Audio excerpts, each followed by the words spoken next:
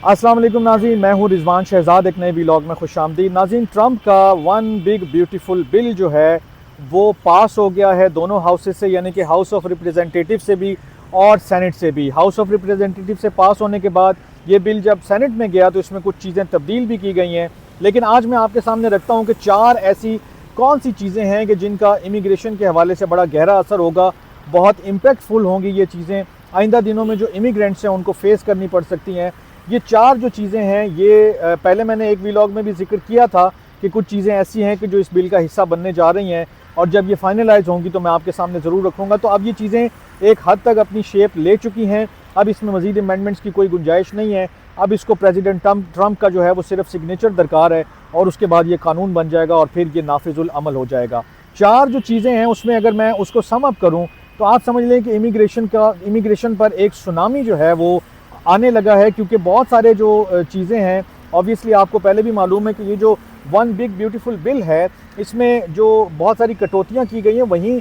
Immigration के हवाले से बहुत सारी चीज़ों के लिए बहुत ज़्यादा पैसे भी रखे गए हैं। ये अरबों डॉलर्स की मैं बात कर रहा हूँ, कई 100 अरब डॉलर की बात कर रहा हूँ कि जो मुख्तस कर दिए गए हैं कि इमिग्रेशन को इन्फोर्स करना है। तो जो लोग ये समझते थे कि ट्रंप आए हैं 2-4 महीने जो है वो शोर करेंगे, उसके बाद जनाब वो ठंडा पड़ जाएगा सारा निज़ाम और चीज़ें ख़त्म हो जाएंगी, नॉर्मल हो जाएंगी, सब हंसी खुशी रहने लगेंगे, तो ऐसा नहीं है। ट्रंप ने जो बिल पास करवाया इसमें इमिग्रेशन का एक पूरा पोर्शन है और उसके अंदर क्या क्या चीज़ें हैं, तो ये 4 बड़ी चीज़ें मैं आपके सामने रख रहा हूँ। इसके अंदर कितने पैसे इन्वॉल्व हैं वो भी मैं आपके सामने रख रहा हूँ, और फिर कितना इम्पैक्ट आएगा इसका ये आप खुद अंदाज़ा लगाइएगा इस व्लॉग के बाद।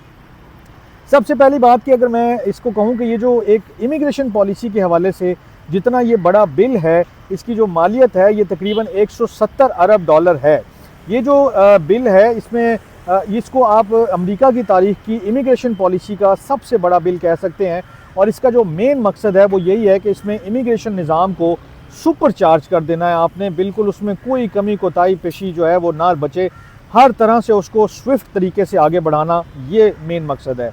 4 जुलाई से पहले ये बिल पास हो गए हैं। अब ये ट्रंप साइन करते हैं तो उसके बाद जो लाखों इमिग्रेंट्स हैं उनके मुस्तकबिल के हवाले से बहुत सारी चीज़ें जो हैं वो खदशात का इजहार किया जा रहा है और बहुत सारी चीज़ें खुल के एक्सप्रेस की जा रही हैं। सबसे पहले बात कर लेते हैं इमिग्रेशन निफाज की, कि इसके तहत जो आइस है उसको 45 अरब डॉलर जो है वो दिए जाएंगे, और इसमें हिरासती मराकज़ भी हैं, इसमें 30 अरब डॉलर की नई भर्तियाँ भी होंगी, और इसके अंदर जो है वो ट्रांसपोर्ट और सहूलियात पर भी खर्च होंगे। इसके अंदर कम से कम 1,16,000 हिरासती बेड्स का इजाफा मुमकिन बनाया जाएगा, यानी कि पहले जो गुंजाइश है उसके ऊपर 1,16,000 मज़ीद बेड्स जो हैं वो ऐड किए जाएंगे। उसके बाद ये है कि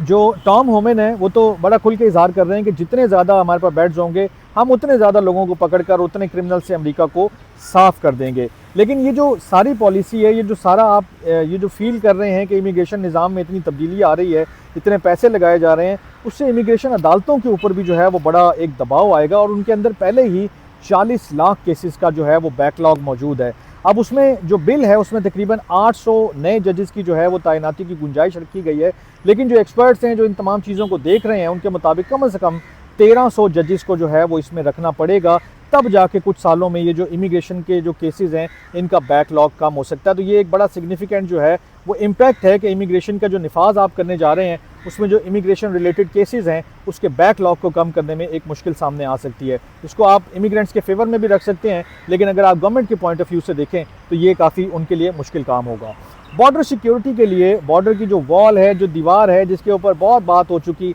ट्रंप पिछले इलेक्शन में भी, पिछले दौरे हुकूमत में भी, इस इलेक्शन में भी, जो जीतने से हुकूमत में आने से पहले और अब हुकूमत में आने के बाद उन्होंने बॉर्डर पे जो वॉल बनानी है मेक्सिको और अमेरिका के दरमियान उसके लिए बहुत बात की, और अब उसके लिए 46.5 अरब डॉलर रख दिए गए हैं, 46.5 बिलियन डॉलर।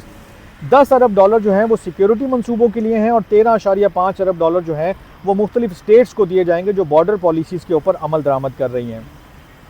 अब तक जो है वो ये कहते हैं कि जो जब से बॉर्डर बंद किया गया है मेक्सिको और जो अमेरिका का बॉर्डर बंद किया गया है उसके बाद जो है वो बेयर मिनिमम जो है वो लोग वहाँ से अंदर दाखिल हो पाए हैं, और तमाम किस्म की जो है वहाँ पर नकलो हरकत पर पाबंदी है, और हर किस्म का जो है वो एक्शन भी लिया जा रहा है। तो इसके ऊपर भी जो है वो बड़े पैमाने पर आप आइंदा देखेंगे कि दीवार की तामीर जो है वो फिर से शुरू होने जा रही है। अब इसका एक और पहलू है और वो है माली बोझ, यानी कि जो फाइनेंशियल बर्डन है वो कितना आ रहा है जो इमिग्रेंट्स हैं उनके ऊपर। तो जो पनाह की जो असाइलम की दरख्वास्तें थी, जो फ़ीसें थी, मैंने एक व्लॉग में उसके ऊपर खुल के जिक्र किया था कि पूरा आपको तफसील बताई थी। फ़ीस मैंने टेंटेटिव आपको बताई थी, अब उसकी फ़ीस भी कंफर्म होकर सामने आ गई है कि अगर आप पनाह की दरख्वास्त दे रहे हैं तो उसकी फ़ीस को है, पहले तजवीज़ की गई थी $1000, लेकिन सेनेट ने उसमें कट लगाया और उनको कहा कि आप इसको कम करके $100 रख दें कि अगर कोई शख्स असाइलम लेना चाहता है तो उसको सिर्फ $100 की फ़ीस देनी पड़ेगी। एक अच्छी खबर है, लेकिन उसके साथ जो दूसरी फ़ीस है कि अगर आपके ख़िलाफ़ कोई फ़ैसला आ जाता है, आप उसके ख़िलाफ़ अपील में जाते हैं, तो अब आपको अपील के लिए $110 के बजाय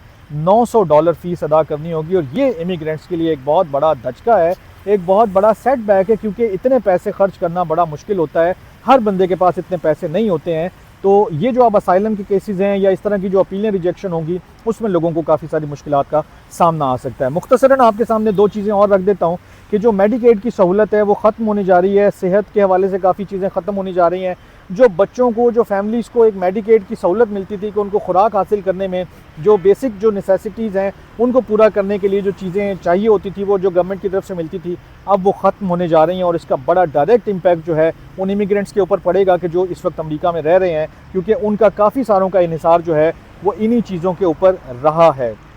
बच्चों की इंश्योरेंस के हवाले से भी मैंने जिक्र किया था कि चाइल्ड प्रोटेक्शन के हवाले से ये तजवीज़ किया गया था कि पहले अगर बच्चे के पास जो है वो क्या नाम है कानूनी स्टेटस है तो उसे टैक्स क्रेडिट मिलता रहेगा, चाहे उसके वालिदैन गैर कानूनी ही क्यों ना हो, उनके पास कोई वो ना हो। लेकिन अब ये रूल बना दिया गया, अब ये कानून में डाल दिया गया है कि बच्चे के पास बेशक वो इमिग्रेशन का स्टेटस हो, लेकिन उसके वालिदैन में से किसी एक के पास जो है वो इमिग्रेशन का स्टेटस होना बहुत ज़रूरी है, वरना उसे जो टैक्स क्रेडिट है जिसकी लिमिट को $2000 से $2500 कर दिया गया है वो नहीं हासिल कर सकता। तो ये एक तरफ फ़ायदा है कि अगर आप कोई ऐसा बच्चा है कि जिसके इमिग्रेंट्स पेरेंट्स हैं और उनमें से किसी एक के पास स्टेटस है तो उसको $500 का फ़ायदा होगा। लेकिन अगर आप इमिग्रेशन आपके वालिदैन में से किसी बच्चे के वालिदैन के पास इमिग्रेशन स्टेटस नहीं है और वो ख़ुद बेशक उसके पास इमिग्रेशन स्टेटस है, तो उसको ये जो चाइल्ड टैक्स क्रेडिट है वो ना मिलने के इम्कानात बहुत बड़ी हद तक बढ़ गए हैं। और इस बिल के पास होने के बाद बहुत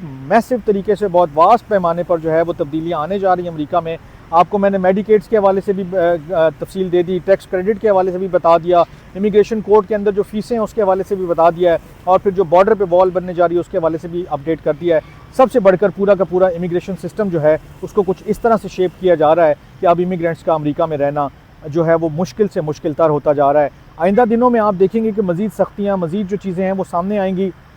ख़ासकर अभी जो फ्लोरिडा में एक आपने देखा कि डिटेंशन सेंटर बनाया गया जिसको एलिगेटर अल कतरास के नाम दिया गया है, वहाँ पर एक तरफ जो